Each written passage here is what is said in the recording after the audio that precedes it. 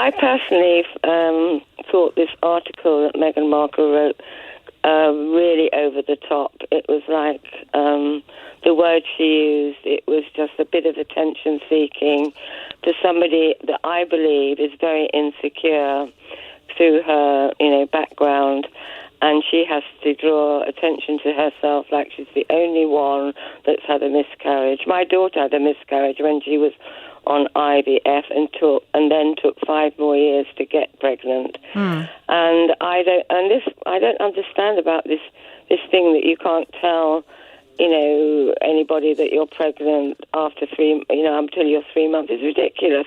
You do what you like. If you want to tell your But people friends or don't, your though. That's family. the point. And it takes pioneers, people like Meghan, who have a platform and a spotlight. I mean, I'm interested. Have you actually read the article?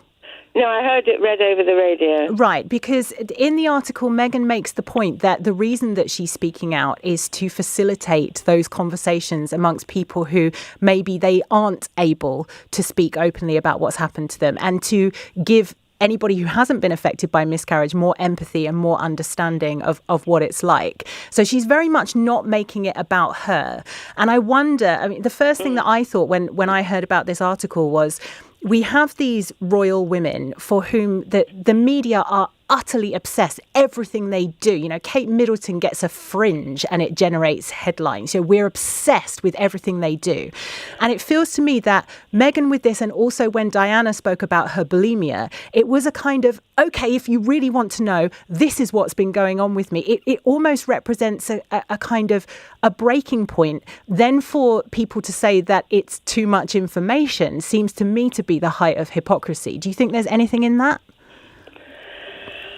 What, the fact that she's openly said about, this miscarriage, that there is hypocrisy around it. No, I think it's... I find Meghan Markle a very, very insecure person, and I think that she's quite controlling.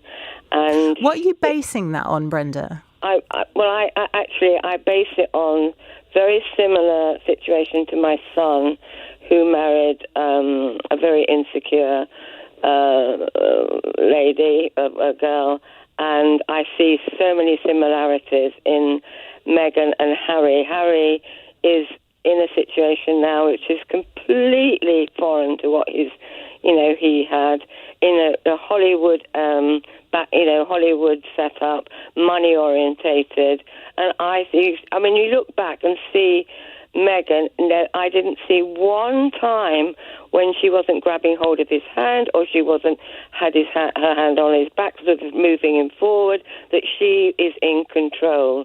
And I think that this article was, I felt it quite sickly, to be honest. Okay, Brenda, well, clearly not a fan of Meghan. I have to say, it's like we have learned nothing from what happened with Princess Diana, that we have these people who speculate based on whether or not somebody is holding hands from the front or the back. That's a famous trope that body language so-called experts refer to, who take a gazillion pictures of these women and create these narratives about them being controlling and jealous and attention-seeking. It's like reminiscent of medieval witchcraft. They'd be burned if they lived in a different century. And then these kind of passive, noble men that we imagine that they've bewitched. And we are obsessed with them to the extent that, in the case of Diana, she died.